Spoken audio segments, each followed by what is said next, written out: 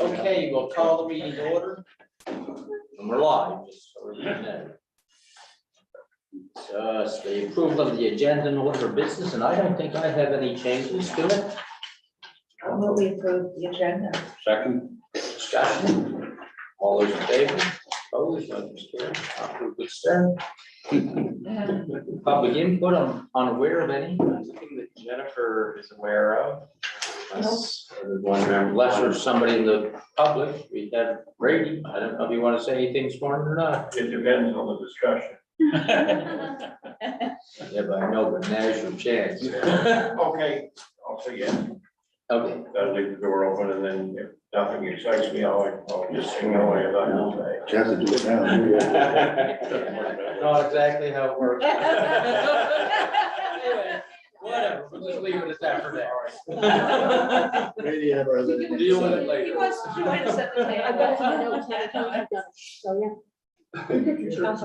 Yeah. He wants to share the table. Yes. 4.1, minutes of previous meeting, errors or omissions. Motion to approve. Second. Discussion, all those in favor? Opposed, motion's carried. Proclamations, I'm unaware of any. So, committee reports, mayors and wardens, Lunenburg County, appointment of Lunenburg County Accessibility Advisory Committee. I think everybody has a copy of it. Yeah. But yeah, we have a vacancy, person passed away apparently.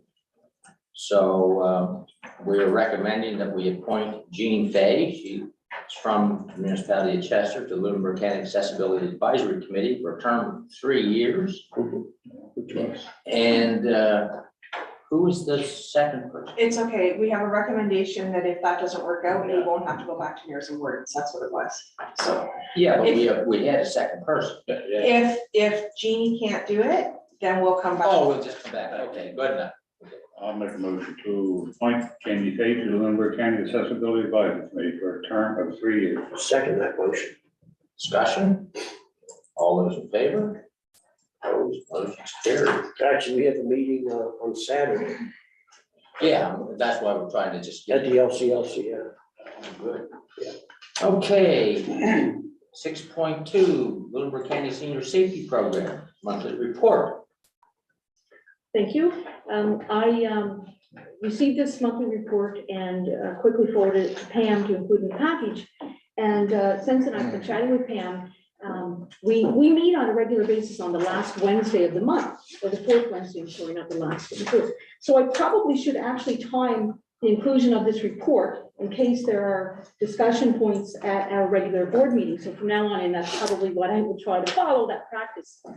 But if there are any questions, I will bring them forward to the board meeting, of course, because I don't know that I would be able to answer them at this time under the monthly report, but it's a very detailed report, maybe a bit too detailed, I'm not sure, but it certainly demonstrates the numbers of individuals and files and contacts and partnerships, and the fact that it does, I'm not sure how they do it really from one end of Lunenburg County to the other in terms of staff complements. So, any questions? You've had it in the package since the weekend.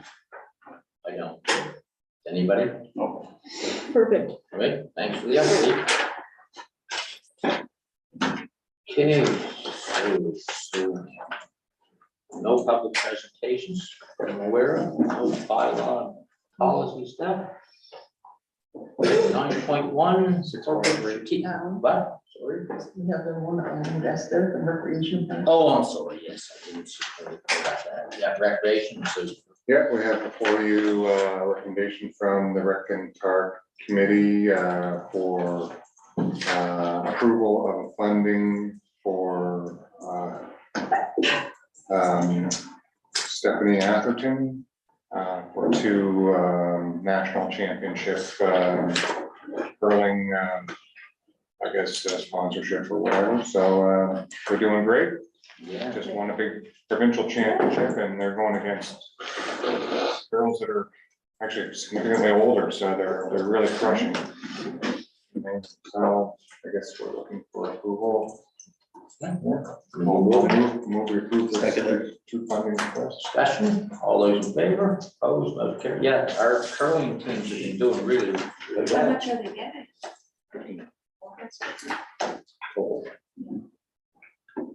Yeah, what's our other team? That was Taylor Stevens. Yeah, her team, they, They won the award, the world, under, whatever it was, I'm Yeah. not sure, wasn't long ago. No. A month ago. Okay, so now we're on to 9.1. Corporate strategic management, year-end fire department call report.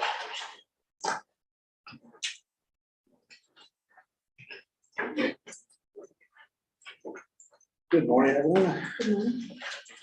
I just wanted to go through an information report basically on our fire calls for last year and just go sort of walk through the information. You know what happened last night? Chester Basin, Western Shore, both went out. It was a mutual aid call, nothing that I, really heard more about, but, yeah, it was an alarm. I think it was smoke in the house. but, Oh, Yeah, Control burn, brush fire behind a mobile and also another lady next door got trailer. yeah. okay, I just thought it was a bad one because two departments went. No, there was no follow-up. Yeah, okay, so, as I say, we continue with, fire services with our 7 departments. And, just want to go through some of the highlights. The big one is following the lifting of the restrictions, during the pandemic. Most of the departments have resumed full medical response, while others have, actually, limited it to critical incident response. But the results of that is our medical responses are way up over 2021. Actually, the total increase was from 481 in 2021 to over 914 total calls in 2022. And most of those increases are in the medical. We continue with emergency dispatches, logging these. Data is categorized by department and call type. 3 of the departments maintain services through Scotia Business, and 4 receive services from Valley Communications. All are on I am responding as a page backup system. So overall, the highlights, the total number of calls from the municipality increased from 483 in 2021 to 914 in 2022. And that is actually exceeding the pre-pandemic numbers of 202 in 2019. Structure fires decreased, which was great, to 13, and that represents 1.4% of our total calls across the municipality. Non-structural fires did increase with 68 incidents. Those include chimney fires, grass fires, brush fires, and things like that, and vehicle fires. They represent 7.4% of our total calls. So on medicals again, 428 calls were dispatched compared to only 111 in 2021. And that was actually an increase above the 2019 levels of 281. The Chester, Western Shore, and Hubbards have resumed full medical responses, while some of the other departments are responding to critical, and that's a department service choice. So. Motor vehicles increased from 76 to 2021 to 88 in 2022, but did remain below our high incident rate of 94 in 2019. So we're maintaining pretty well those numbers. They do represent nearly 10% of our total calls in 2022.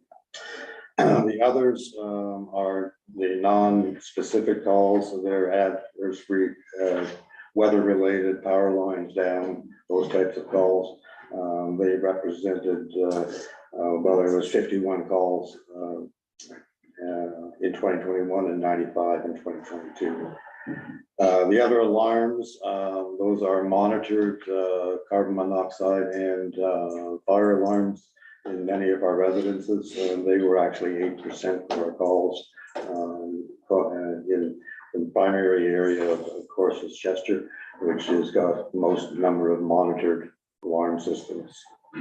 The one thing to point out that the multiple alarms, the mutual aid calls were over 141 this year, and that just points out the mutual aid requirements and the agreements that we have in place between the departments, which is, but it does show that those aid agreements are working well and are in place. So that's an overall summary. The actual data is in the charts, and you can compare year to year. If you had any questions? I don't have a question, but I just, and I get it, I understand it, but an awful high percentage of the calls the fire departments respond to don't really have much to do with what a fire department's for. Well, that's. Well, the primarily fire medical. accidents and their emergency responses, which are, Well, that goes back to the actual structure fires are actually 1% well, that's what. of our, Yeah. of our, which I mean, I'm glad they it do it speaks and all to that, our, it but- speaks to our fire prevention efforts and things, but you're correct, yeah. Yeah. I Yeah, mean, 47% is medical.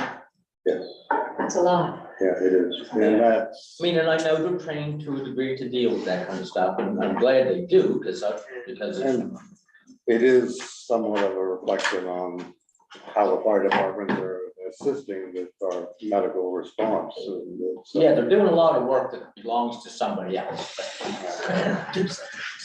I wasn't gonna say that. but- Well, Yes. it seems to be. But it's a community service. I know that, I'm and glad they that's- do it, yeah, I really am, but just, But it is certainly, getting up at 3 o'clock in the morning in the middle of winter to go to someone, which is probably a less severe call, is a choice. it should be EHS or something. I believe they are the first ones to come when Oh, that of course, 911 is closer, made. Yeah. all that And they stuff. often wait until EHS gets there if it's, Yeah, Absolutely, yeah. yeah, I know, fire And- accidents, I mean, I know they're there to do their thing, but. In the severe ones where the paramedics need report, there is a critical function as a first responder, absolutely.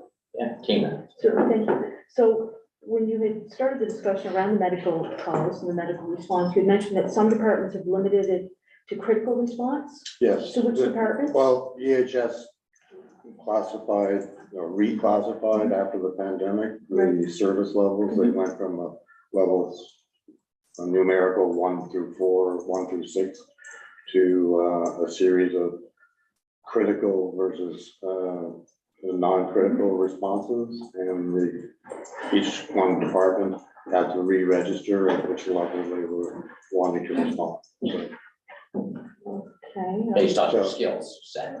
yeah, and the community need, that's right. okay, I can Yeah. ask that at the local level. Thank you. So the one that it goes from very basic that you will respond to every call, every medical call, up to ones that are for cardiac arrest or require paramedic assistance. Okay, thank you. Anyone else, questions, comments? No, I'm grateful. Yeah, that you what you do. Just to accept the report and. Somebody want to move, we accept the report? so moved. So, discussion, all those in favor, opposed, motion carried, thank you, I think you're still staying on. Okay, was I here for a minute? Yeah, 9.2, request for direction, corporate strategic management fire advisory committee structure. This has been going on for a while. Yeah. I'll just, you did receive the request for direction and the package. Just wanted to go through some of the basics on that. As you say, the last time we met was in October, where we had a discussion at Cal. And staff took away the comments that were collected at that meeting. We went out to the fire services, both commissions and fire departments, with draft terms of reference, right after that meeting, and that was in October. 25th. And we made a request for comments of all the organizations by November the 10th. Due to some scheduling issues related to the meetings that the chiefs were holding, we did postpone that to early December for receipt of comments. We did make a follow-up in early December with the organizations that had not responded. And after no other further comments, we compiled the suggestions in early January, and that brings us to today, where we were going to give you the feedback from commissions and departments on the drafts. Yeah. So, in the discussion, as I said, comments were received from the commissions were generally supportive of the draft terms of reference in October. It was suggested that the fire chiefs be considered though as voting members, and the initial terms from October had the chiefs all represented, but they were represented as non-voting members at that point. The comments from the fire departments were received in two formats. One, there was a compilation of chiefs' comments submitted by Lyle Russell, who was the new Ross fire chief, following a series of meetings that they had held together. It was noted that the comments in Lyle's submission may not be representative of the opinion of all the chiefs, and further comments may be received. And he didn't, in that submission, which is part of the package, identify those agreements or not. The Chester Fire Department submitted a document saying that they were not in agreement with the other document, and they did submit further comments and suggestions to revisions to the draft, so which you have in the package. Yeah. So there was basic agreement on having representatives of both the commissions and the fire department as members. So that we've got nailed down. And in addition, it was to have the two councillors as members, bringing the total of the FAC to 16 members at that point. With the membership established, the major issue just resolved is basically to resolve the voting privileges and the dynamics of that meeting. The chiefs, other than Chester, suggested that only the chiefs have voting rights and the commissioners and councillors both be non-voting. The Chester Fire Department suggested that members be designated as governance members and or operational members, governance represented basically by the commissions, and the operational members be represented by the chiefs. And that voting be determined along those lines. So along the lines of the type of issue or the type of motion that is on the table. So that would be if it was a strictly governance related issue, policy statement or whatever, that the commissions would be the voting members there. And if it was a strictly operational issue, that the chiefs would be the voting member. Is it easy to separate those two items? No, No. that is where the difficulty lies. And I mean, there's certainly discussions, but along those lines. But that was a valid suggestion, and yeah. The other specific suggestions related to general meeting proceedings and public participation. There was in the terms, the public was certainly allowed to attend those of the committee of council, and but they were not permitted to speak without the permission of the committee. And that's similar to what we've said. Definition of majority, there was some discussion related to, was it 50% plus one, or on the critical motions, we're looking at 2/3 majority as of the, so that has to be decided.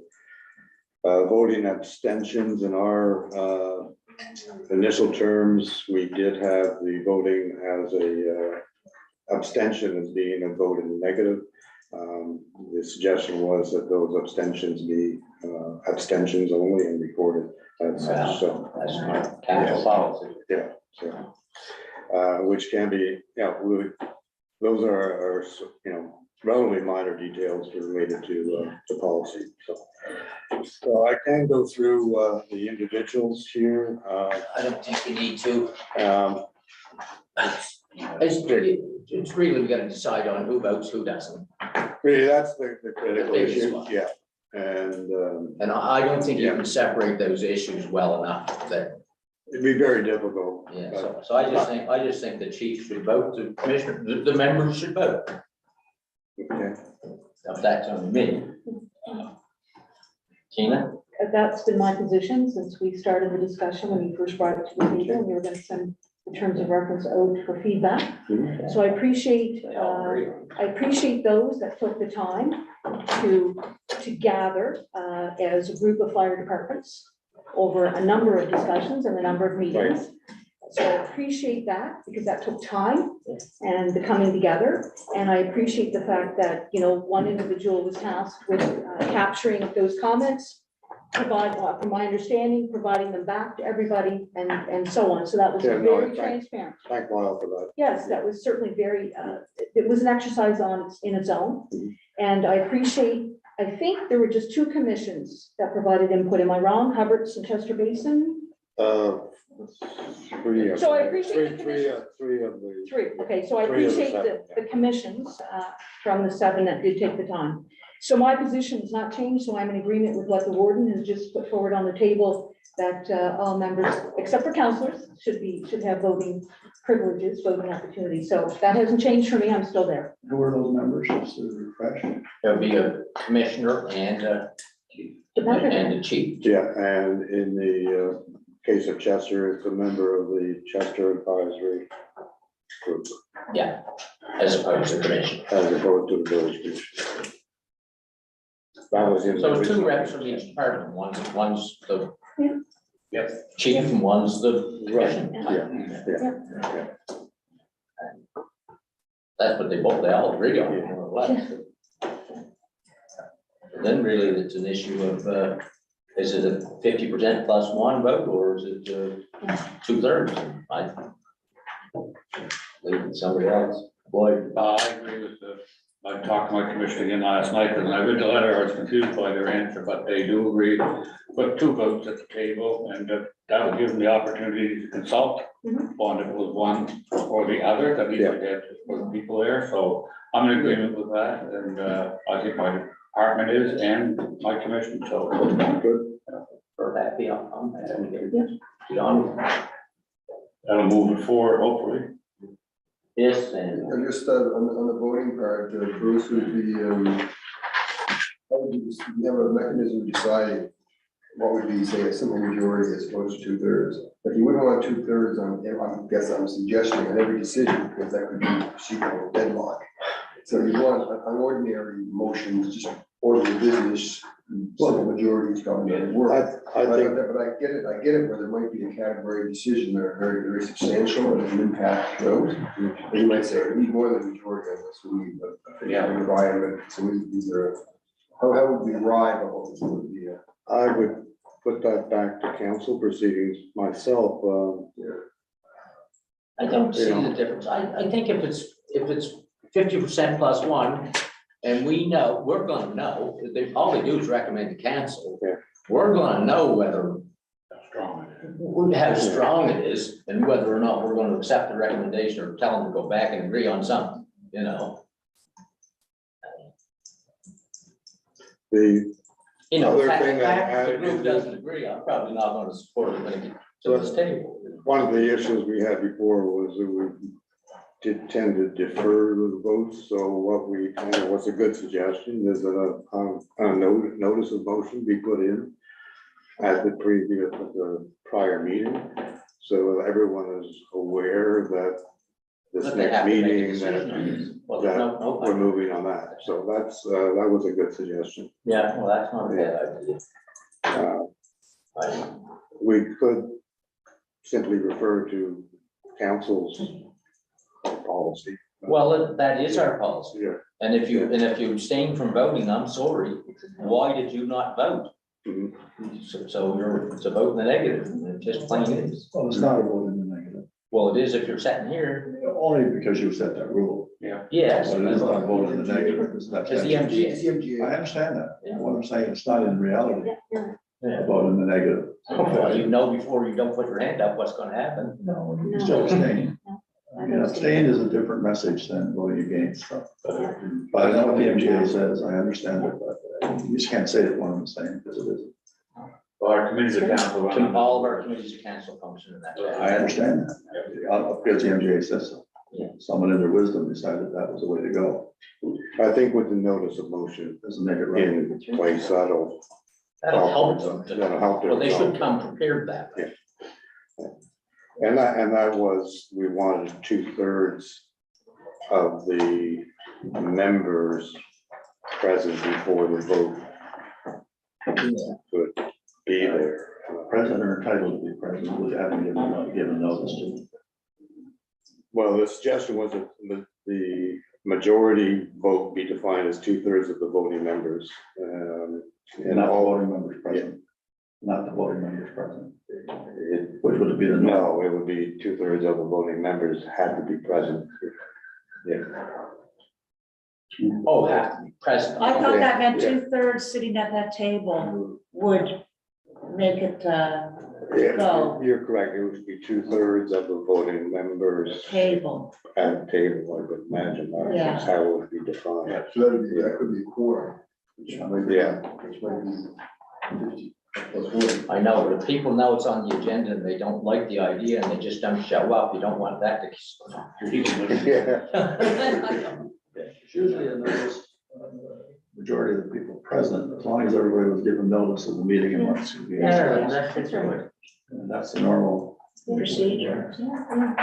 Well, I would suggest that we start off with council proceedings, as committee of council proceedings. Well, that's the way the committee of council, they function as the rest of them. Yeah. It's a question on the, I think it's on the motion, I'm sure, motion on the floor here. No, In the, whatever I'm looking at here, the council goes to the committee membership and with 16 members. And then it says, one fire chief from each of the 7 fire departments is non-voting. they're gonna have a vote, that's what we. That's what I mean, so that's going to change that. That's right. That's what we're discussing right now. Yeah, I just want to make sure this was not a motion we're voting on. My understanding of where we are at the moment, could be wrong, but based on what I've heard, is that we're going to recommend that the chief and the commissioner both vote to voting rights. Yes. And that Council, the policy of council is what they'll use for majority votes and. and that is what is in the terms right now. We refer to policy 109, I believe it is. Yeah. As the proceedings of Do council. we have a policy for what is normally called an extraordinary meeting? Where you have to have the 2/3 or a special resolution of some sort. Are we going to get into that, or we're going to leave it as a simple majority for everything? At the policy of council. And is that a policy of council? It's a simple majority and everything? Yeah. Just for clarity, in the draft that has been circulated to you, it says that the quorum will represent 2/3 of the voting members of the committee. So in order to get quorum, you have to have 2/3. Oh, And then a simple majority of that Yeah, of those 2/3 present. is, Well, I'm comfortable with that's what that it says too. right now. I just Yeah, wanna- It's 2/3 quorum. Yeah. But 50%. Of those. majority. Of those. Yeah. Present. Are we all good with that? Yes. Somebody want to make that a motion? So everyone's clear on what we're doing. Yeah. I guess I didn't make a motion, I just made a statement. Yeah. The motion, the motion is those voting members, 2 voting members from each district, chief and commission. 2/3 make a quorum, 2/3 and 50% plus 1 is majority vote. sort of under councils. Second. Discussion? All those in favor? Motion carried. So I'll Get them take, together. I'll take that back And well, we'll make see what changes happens, and- but I mean, Yeah. it's, Very good. Start somewhere. yeah, it's start somewhere. Great. Thank you very much. Thank you. Good luck. Yeah. Yeah, Bruce said a full head of ear when he started. Yeah. Enjoy the work. Thank you, council. Okay, 9.3. Water point. Morning.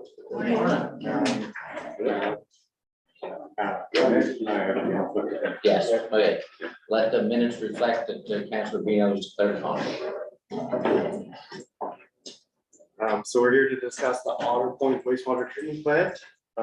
It's been in operation since 1975, so coming up on 50 years. In recent years, there's been effluent monitoring results that haven't been favorable. Right now, the system serves about 26 residents.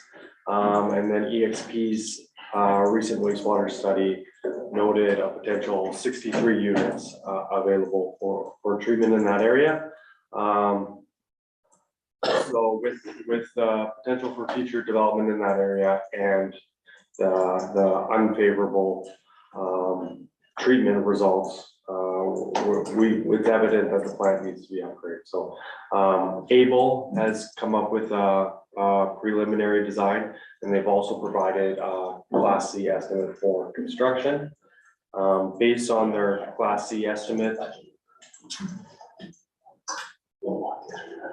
based on the Class C estimate, they've got the phase one portion of the upgrades at $1.165 million.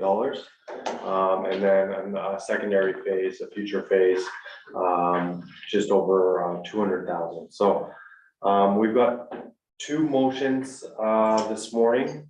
The first is that council approve Able Engineering Services to proceed with detailed design and then tendering of construction for the upgrades. And then the second motion is that council approve the use of solar backup power at the Otter Point wastewater treatment plant instead of diesel or propane. So we've given also a comparison between solar and diesel or propane fueled backup power. There is significant cost difference between the two. However, we have applied for funding under the Sustainable Communities Challenge Fund.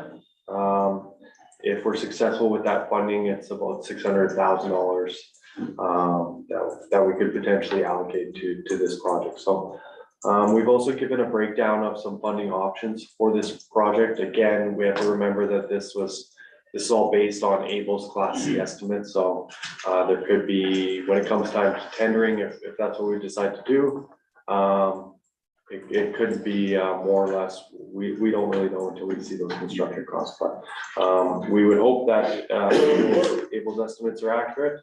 Under the first option for funding, with the application for the Sustainable Communities, the SCCF fund, if that's successful, then we could potentially use a portion of development fund, a portion of wastewater reserve, and then that funding to fund the entirety of the project or the phase one of the project.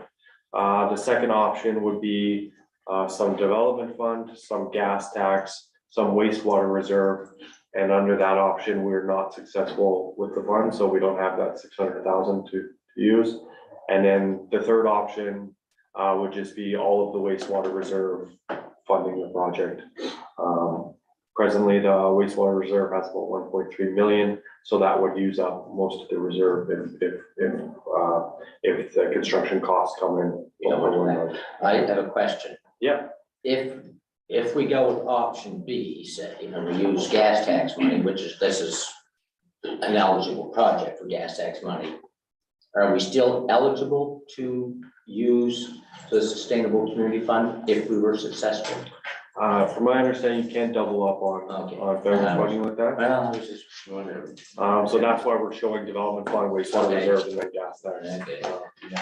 Okay. question on the backup power. I see the need for fuel was eliminated, one of the advantages, and the rest of the fuels, so I get it. There's quite a bit of difference in cost. Is there any savings in cost over time that, well, they have paid for fuels a lot, but the solar power, like over a 10-year period, there's big savings or no savings or? It would be tough to establish that, one, because fuel costs are so variable right now. Any But- savings? But two, also the amount of power outages you have, right? You might go to a 10-year period without any power outages, so. There's no doubt that solar is more, but also it could also come down to whether or not our application is successful too, right? We wouldn't probably get the sustainable community We fund. may or may money not, if right? we didn't. But So- that was a component of our application, so. Okay. Another aspect of this project is raising the shoreline, for storm surge protection and flood protection. So those were kind of the two major aspects of Which that would give us application. eligibility. The shoreline protection, I would consider that a necessity, whether or not the fund is successful or not. The solar power is what we're here to discuss, so. Well, if we went with option A then, and if we aren't successful in receiving the funds, we could go to not using the solar. Yeah, so I've given kind of three options. I've outlined three options for today. So the first option would be approve motion 1 and approve motion 2. That's saying, we're Abel's gonna proceed with detailed design, and then we're gonna tender to get accurate construction costs. And we're also gonna do that with solar. Option 2 there is approve motion 1, but deny motion 2. Abel's now gonna proceed with their design, using diesel or propane, generators. This is the setup that we have at all of the existing wastewater treatment plants right now. And then the third option there is deny both of them and ask us to come back with more information, so. I think we want to pick one, it's just that, and we want to apply for the. Yeah. The fund has been applied for. Yeah. We would like to. But it's just if we're not We might successful. find out in February, that would be our hope, but we also want to get the ball rolling Get with Able as started, well, yeah. right, so. If you design both options, you may have to pay a little extra for design, but Well, yeah, I don't mind that part, because you want to do it both ways, and because you want to be prepared. Yeah. For either option. Sorry, Derek. No, it's okay. Waiting for just in my, get me up here. Understandably, the solar is somewhat contingent on the success of the fund, right? With the cost difference, so.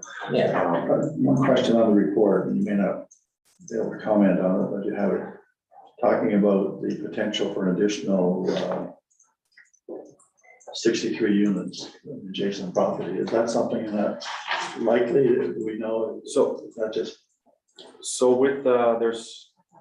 we'll talk about the upgrades in 2 phases. So within the first phase, it's permitting capacity, once those phase 1 upgrades for almost immediately 16 additional units, 16. So that could be people that are in the area, but they're not hooked up yet, or the vacant lot.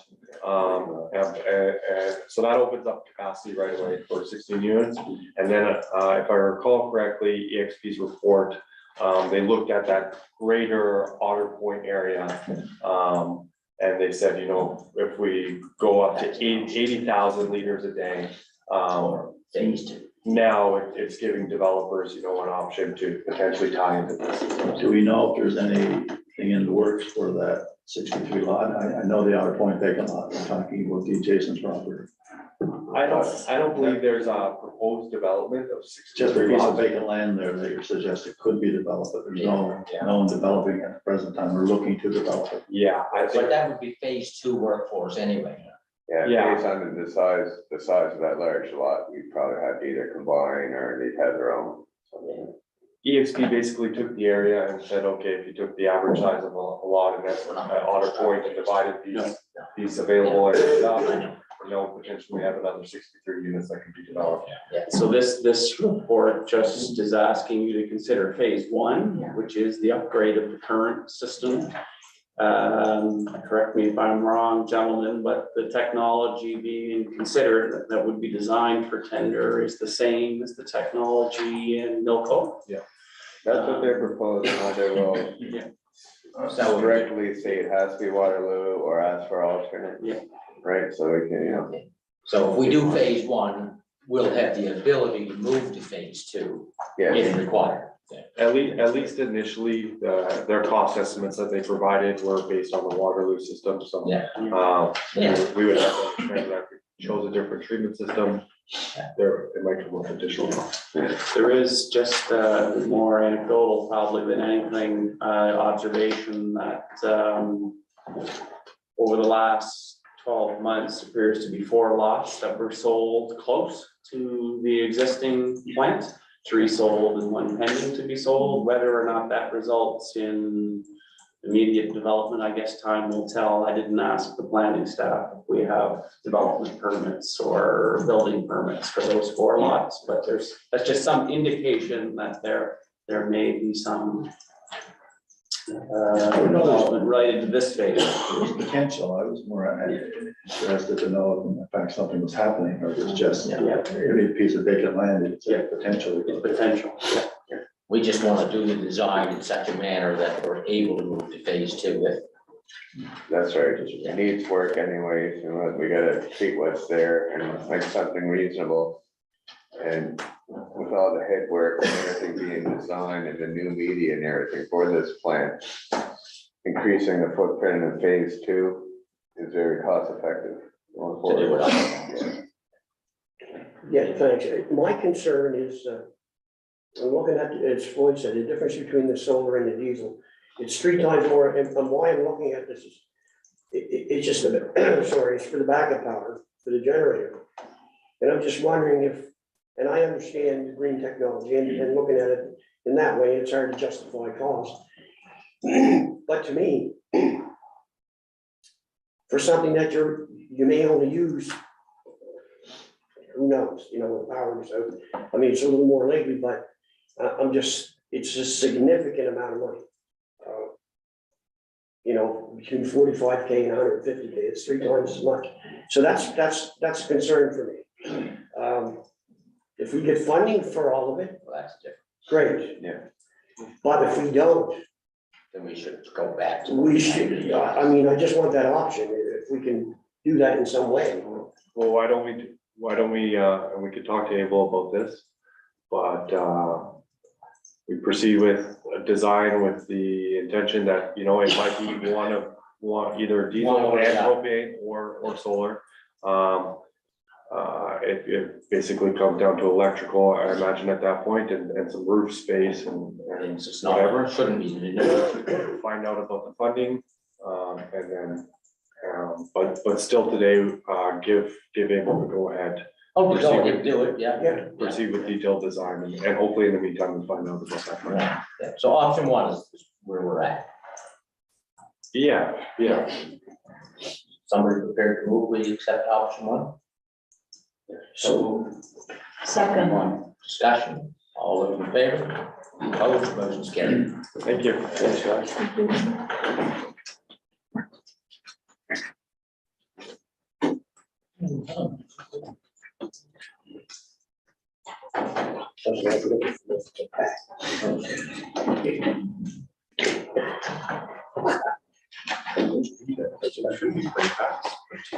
No, you don't. That's true. Could be. Okay, well, I'll try it. We'll try solid waste infrastructure, region 6, solid waste management budget. Yes, good morning, council. Thank you for your kind attention. This is the annual renewal for the municipality of District of Chester membership for the Region 6 Intermunicipal Committee. So it's just for the value of $14,208.09. It's just our continued membership of a program in a group that we've been with for a number of years now. That's the very beginning. There you go. Anybody have an issue with their budget? You still sat there, don't John? Yeah, I missed this meeting though. But it's a regulatory requirement for us to participate. and slightly less than we paid last year, so. So- Seems like a no-brainer. Having to claim. Somebody want to move, we approve the budget? So, Second. Discussion, all those in favor, opposed, motion carries, so far so good, Manny, try to do the same in this next one. Maybe someone else. No. Highway 3 repaving, capital budget.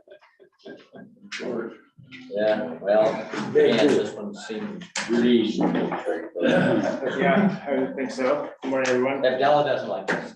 You know, I- yeah, no, I love it, actually. So just a reminder, this is a project we've discussed before. We have it in our ICIP proposal right now, but we were notified back on January 6th that they're advancing the schedule for this project to this fiscal year, 23-24. So the question we have in front of you today is, do you still want to commit to this? And the reason we want to bring it to you in this form rather than the conversation we're going to have later is we do need a resolution of council to signal our commitment to the Department of Public Works. If we still do want to commit, we can have a further discussion either later on or at budget time around where. Are they gonna let us use, did I understand, let us use the old budget figure for our cost? Yep. So to be very clear, when I was notified on January 6th, the comment was, we're doing this sooner. What did you guys budget? I told them the budget that we put into our ICIP. They accepted that. I've asked again, are you accepting that? They said, yeah, we'll do it. So, but my only caveat is until we have a contribution agreement in front of us with a number on it, I'm always cautious. But yes, they've signaled that'll do. But that's our good figures, if we're ever gonna say yes, now is the time. Yeah, so our recommendation is to commit to this, figure out the money later, but still through a resolution to carry on. Yes. I'm in full agreement. Just to ask Alan, your comment there was, and I agree, I think I agree, with if there's ever a time, because you're referring to the ICIP, the funding benefit Yes. of that generous, the success that we have with that application. Yes, and not only that, but right now, Department of Transportation is allowing us to use the figure that we had from a year ago, as opposed to adjusting it for current costs, which are going up. No, but And plus, this project wasn't supposed to. We've already, we approved it once already, it just didn't take place because they delayed the work.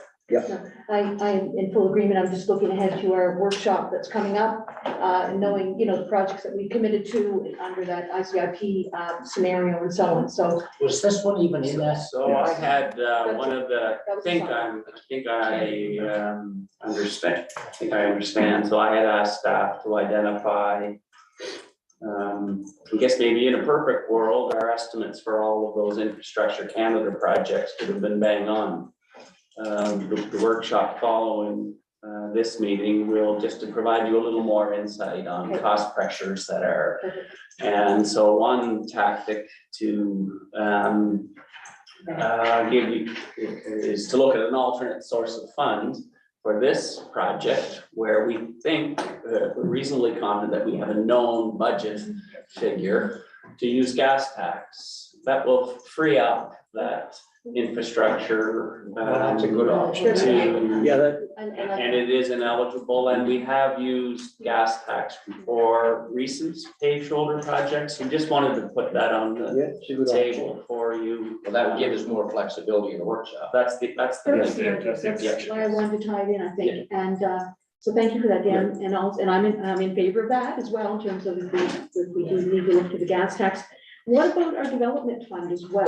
I'm not saying we need to dip into both, but just for my better understanding, again, leading into other discussions around infrastructure, we just had the discussion with Lee around dipping into, or maybe looking at development fund. Is that a fund that we've ever used for? Not for this type of work. Okay. And I think more economic. Yeah, and I think the policy, you considered that option for active transportation, and I think when you approved the policy, correct me if I'm wrong, Tara, I think you usually find the policy, that you decided to exclude We want a clear economic. And the focus was more on wastewater and piped infrastructure. So I don't, your current. yeah. There's two development funds, I think we're gonna, Okay, so there's the infrastructure development fund and then the economic development reserve fund. Oh, And I yeah, think I was that's what we're- referring to the economic development. So with the discussion that we just had with the wastewater, was that infrastructure development? Correct. Infrastructure development, Excellent, okay. that's the one that we're funding through the deed transfer. Yep. Yeah, no, exactly. Yeah, no, thank you. Again, I'm just preparing my thoughts for.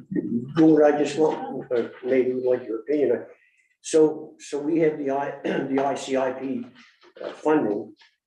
And if we decide to do the gas tax, how will that reflect anything on the, do we still get the same amount from the ICIP funding, or how does that? I think you know what I'm getting at. Yeah, So another way to ask the question is, how much flexibility do we have with the yeah, sorry, yeah, bucket of money? yeah. So we don't have 100% certainty on an answer for that, but the signals that we've gotten, and we've asked the question, and Fred, you can chime in if you're still here too, is the outcomes, because the federal government recognizes increased cost pressures on all these projects across the country, they're being flexible with the expected outcomes, as we just stated them 2 years ago. But any changes in those outcomes need to be vetted through INFC, the Infrastructure Canada Fund. So that's kind of chicken and egg here for us as well, and that's the workshop. Part of the purpose of the workshop to come is we need to prioritize, reprioritize all those. We can go back to the federal government and the province to say, here's what our current outcomes, what we want our current outcomes to look like. Are you on board with Based that? on that. So we still need some direction from you to be able to go there, to then come back to you to say, okay, they approve of all this, but on this one, I think we're pretty confident that we have that flexibility Okay, on this paper. I just didn't want to lose, and Any make sure of that we, money. exactly, that's, yeah, okay, thanks, Gord. So that's the degree of certainty that we have, but Pretty confident. pretty confident. Thank you. Okay, somebody, well, unless something's different, somebody want to move that we approve the project and I will, use gas tax fund? You gonna move that, are you? I'll make that motion to use, I guess that's option 3, is what you're looking for, Gord. Gas tax, yeah. Commit to repaving opportunity, but use gas tax funds. And I won't go through it all, just option 3, that motion. And just to be clear, for the purposes of Public Works, they just want to know that we're committed, so even, our Just so they resolution can- doesn't yeah. necessarily need to say gas tax funds, because we're. No, they don't care We'll where the sign the money paper comes. later on. Second. Thank you. Yeah, I just want to be sure that we're getting that good price while we still have. Well, that's also why we wanted to bring it That's to you real quickly, to get a commitment and go back to them Before after we this revise. meeting. To Okay, say, all those in favor? Opposed?